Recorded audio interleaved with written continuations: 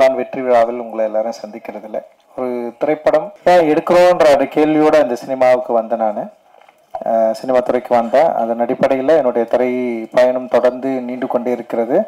அந்த நீண்டு கொண்டிருப்பதில் தங்கலான் ஒரு முக்கியமான ஒரு வாதத்தையும் முக்கியமான வெற்றியும் தமிழ் சமூகத்தில் ஏற்படுத்தியிருக்கு அப்படின்றதுல நான் இன்னி ரொம்ப சந்தோஷப்படுறேன், மகிழ்ச்சி. அண்ட் இந்த வெற்றியை கொடுத்து உங்களுக்கு எல்லாருக்கும் என்னுடைய நன்றிகளை நான் தெரிவிச்சுக்கிறேன்.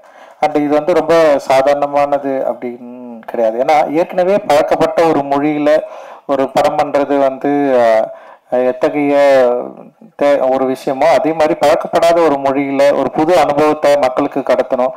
அப்போ எனக்குள்ள இருக்கிற ஒரு அகத்தை என்னுடைய திரைக்கதையின் வாயிலாக நான் மக்கள்கிட்ட பேசணும் அப்படின்றதோடைய உள்ள வேட்கை தான் இந்த தங்கலான். அதை அதன் அளவிலே சரியா புரிந்து கொண்டு அதை கொண்டாடுகிற எண்ணிக்கை அடங்கா நிறைய ரசிகர்கள் இருக்கிறாங்க, நிறைய மக்கள் இருக்கிறாங்க, நிறைய ஊடக நண்பர்கள் இருக்கிறாங்க, எழுத்தாளர்கள் இருக்கிறாங்க. அவ்வளோ பேர் இந்த படத்தை அப்ரிஷியேட் பண்ணி எழுதுறது, டிஸ்கஷன் பண்றது, நிறைய இது சம்பந்தமா ஒரு விவாதத்தை உண்டு பண்ணிருக்கிறது. இதெல்லாம் பார்க்குறப்போ நம்ம ஒரு சரியான படத்தை எடுத்திருக்கிறோம் அப்படின்ற ஒரு பெரிய மகிழ்ச்சியையும் சந்தோஷத்தையும் எனக்கு ஏற்படுது. அந்த அளவில் இந்த படத்தை இந்த அளவுக்கு வெற்றி படமாக கொடுத்தவங்களுக்கு எல்லோருக்கும் என்னோட மிகப்பெரிய நன்றியை நான் தெரிவிச்சுக்கிறேன். இந்த வெற்றியில என்னோட சேர்ந்து பல பேர் பயங்கரமா உழைச்சிருக்காங்க. ஸோ நான் எப்பவுமே ஒன்று யோசிக்கிறது தான், ஏன்னா பயங்கரமா உழைக்கிறதுனால மட்டும் ஒரு படத்தை வெற்றி படமா அங்கீகரிக்கணுமா, இல்லை பயங்கரமா உழைக்கிறதுனால மட்டும்தான் அந்த படத்தை மக்கள் ஏற்று கொண்டாடணுமா அப்படிலாம் இல்லை. அது வேலைப்பாடு தான். ஒரு திரைப்படம் என்ன மாதிரியான வேலையை ஏற்றுக்குது, ஒரு திரைப்படம் உருவாக்குவதற்கு என்ன மாதிரியான வேலை தேவைப்படுது, அது நம்ம ஒரு சாதாரண படமாகவும் எடுக்கலாம், இல்லை கஷ்டமான படமாகவும் எடுக்கலாம். ஆனால் அந்த படத்துக்கு அந்த உழைப்பு ரொம்ப ரொம்ப அவசியமானது. நான் இன்னைக்கு இந்த டைம்ல இங்க நான் நிக்கிறேன்னா டெஃபினட்டா என்னோட உழைப்பு தான் எனக்கு இவ்வளவு தூரம் கொண்டு நிற்கிருக்கு.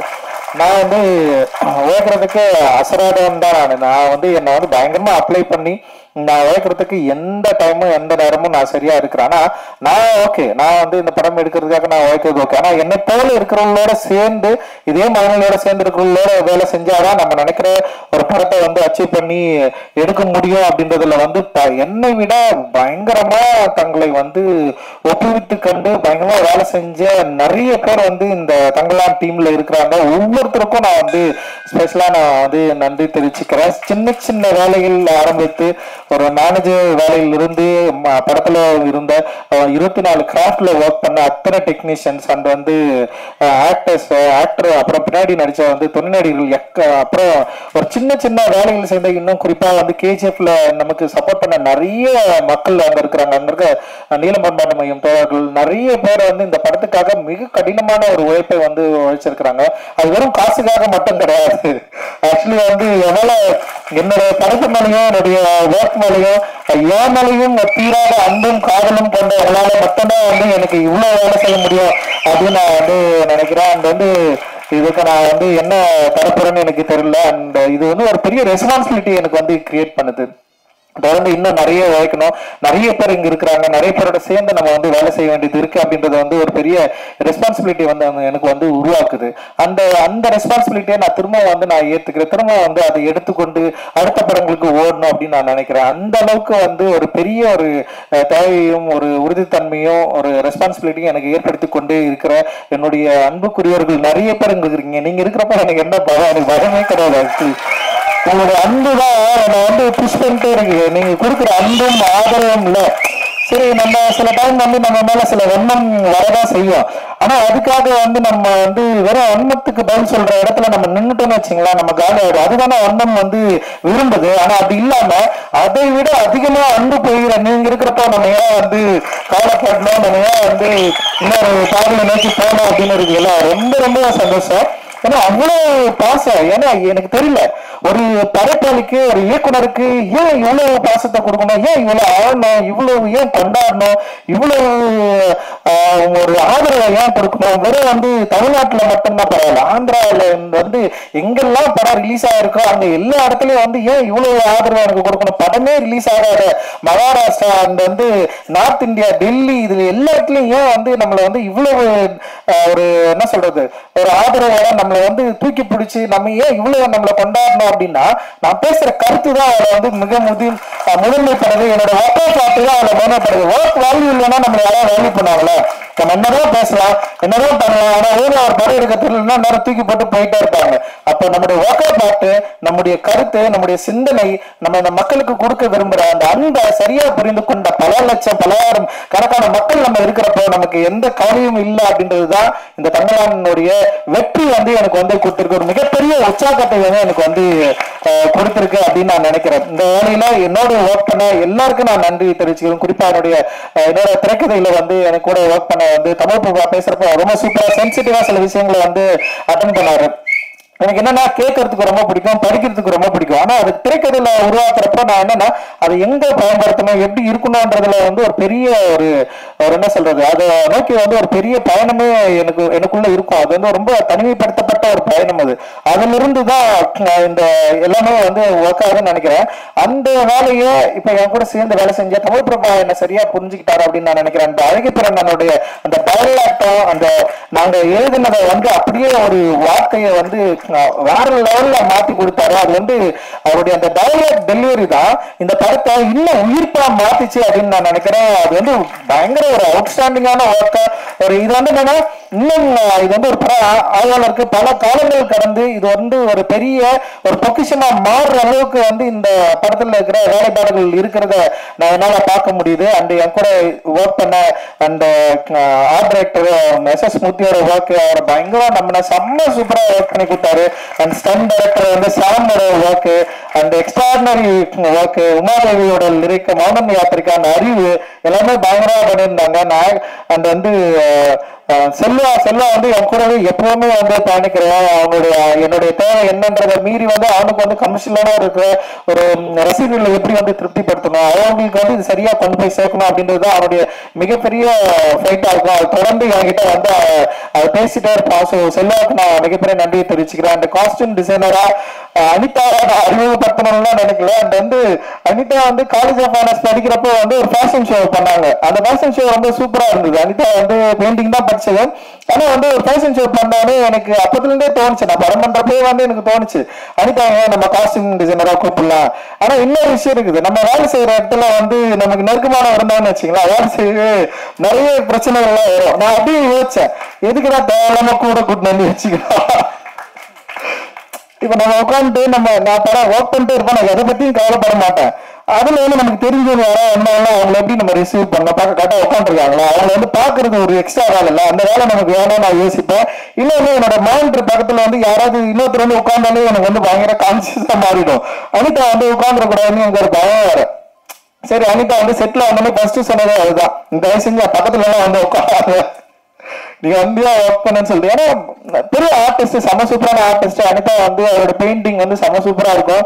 அண்ட் அதோட கலர்ஸ் எல்லாமே பயங்கரமா ஹேண்டில் பண்ணிருப்பாங்க அவங்களோட பெயிண்டிங்ல. நான் தான் கேட்டேன், நான் நட்சத்திரம் நகர் இதுல நீயா வந்து காஸ்டியூமா வந்து பண்ணக்கூடாது, ஹேண்டில் பண்ணக்கூடாதுன்னு சொல்லிட்டு காஸ்டியூம் வந்து அப்படிதான் ஸ்டார்ட் ஆச்சு. இன்னைக்கு வந்து ரொம்ப சூப்பரான ஒரு காஸ்டியூம் டிசைனரா வந்து அங்கீகரிக்கப்பட்டிருக்கிறாங்க. வாழ்த்துக்கள் அனிதா.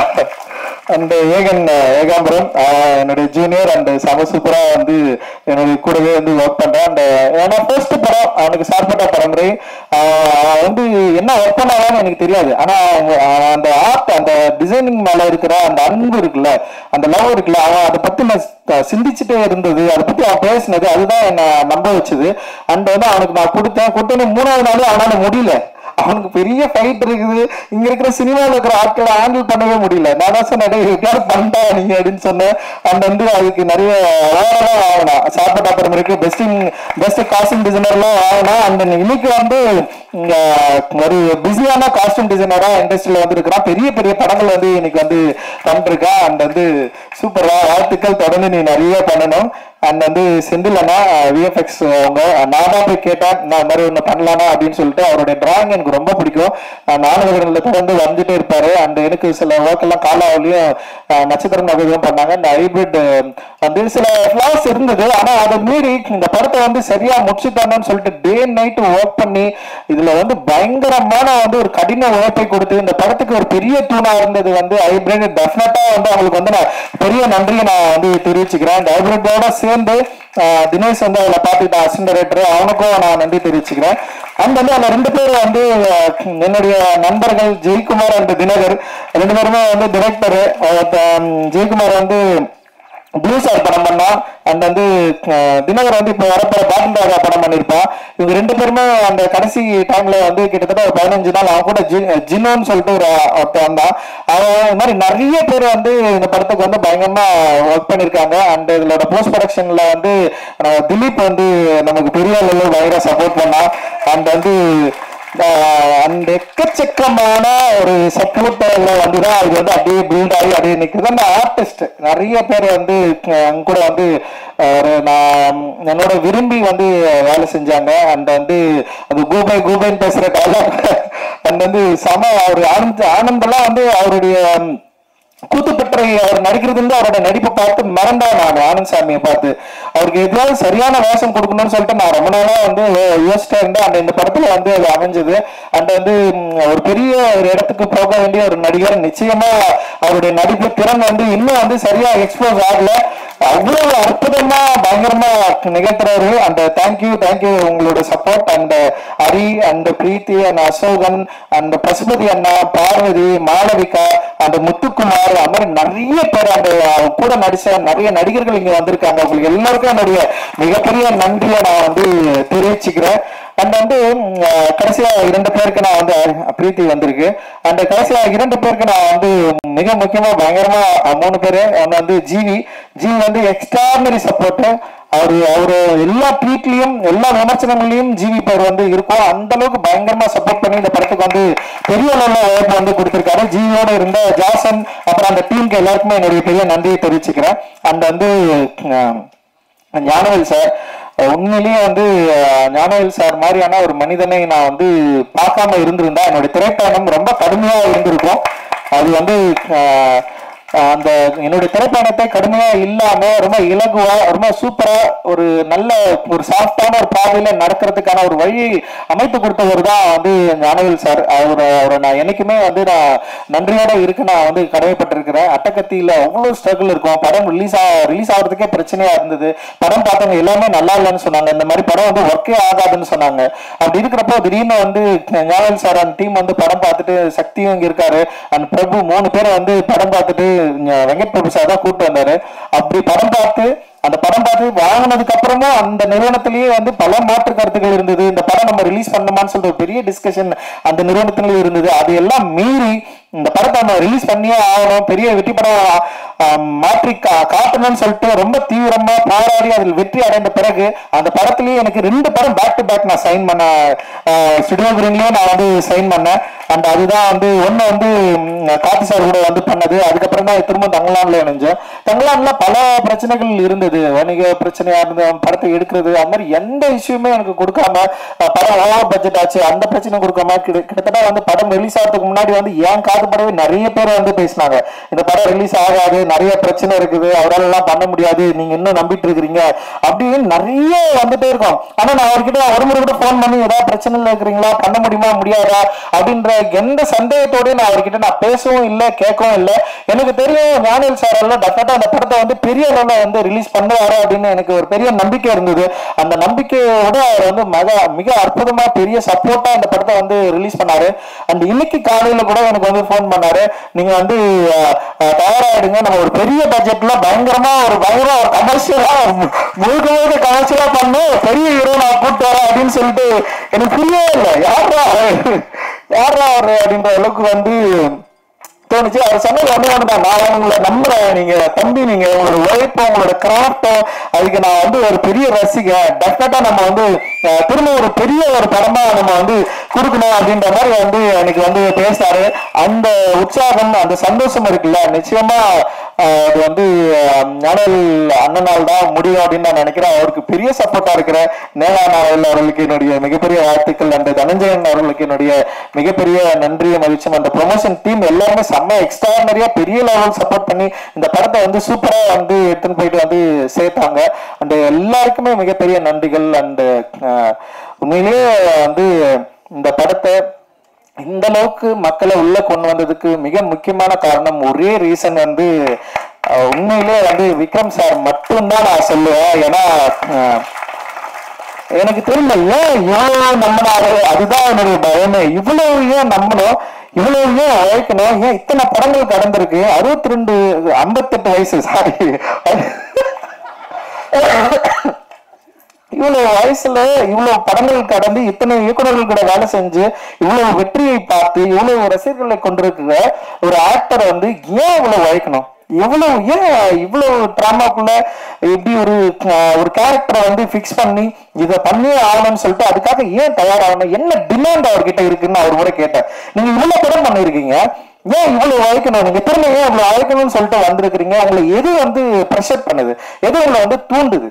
ஏன் வந்து உருவாக்கி தந்த அந்த ஏக்கங்களை வந்து இன்னும் தீர்த்துக்க முடியாத ஒரு ஆர்டிஸ்டா இருக்கிறாரு அப்படின்னு நான் நினைக்கிறேன். அதனாலதான் வந்து பல பரிணாமங்களுடைய ஒரு கதாபாத்திரங்களை தேடி தேடி தேடி நடிக்கிற ஒரு இயற்கையுடைய ஒரு ஆர்டிஸ்டா வந்து தொடர்ந்து இருக்கிறாரு. அவருக்கு தீனி போடுறதுன்றது வந்து பெரிய சாதாரண விஷயம். கமலான் வந்து அந்த அளவுல அவருக்கு வந்து ஒரு ஈடு செய்யக்கூடிய ஒரு தீனியா இருந்திருக்கு அப்படின்றதுல வந்து எனக்கு மிகப்பெரிய ஒரு மகிழ்ச்சியும் ஒரு நன்றியும் நான் வந்து இந்த இடத்துல தெரிவிச்சுக்கிறேன். நிச்சயமா சார், என்னுடைய லைஃப்ல இப்படி ஒரு ஆர்டிஸ்ட நான் வேலை வாங்கினது அப்படின்றது வந்து எனக்கு வந்து மிகப்பெரிய ஒரு சவாலான விஷயம், எனக்கு மிகப்பெரிய ஒரு மகிழ்ச்சியான விஷயம்.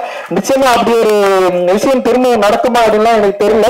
அந்த வந்து இதை நான் ஒரு பெரிய வாய்ப்பா, ஒரு பெரிய ஒரு அனுபவமா, ஒரு பெரிய லெசனா நீங்கள் எனக்கு நிறைய சொல்லி கொடுத்துருக்கிறீங்க. அந்த நான் வந்து அதை சரியா என்னுடைய திரைப்படங்கள்ல திரும்ப நான் அதிகமா நான் பயன்படுத்திப்பேன் அப்படின்னு நினைக்கிறேன். Thank you, thanks lot. அது எனக்கு தெரியல எந்த அளவுக்கு உங்களுக்கு வந்து நான் இதை வந்து நான் திருப்பி கொடுப்பேன் அப்படின்னு நினைக்கிறேன். நீங்க பெரிய விஷயம் எனக்கு பண்ணிருக்கிறீங்க. அந்த ரொம்ப ரொம்ப ரொம்ப நன்றி.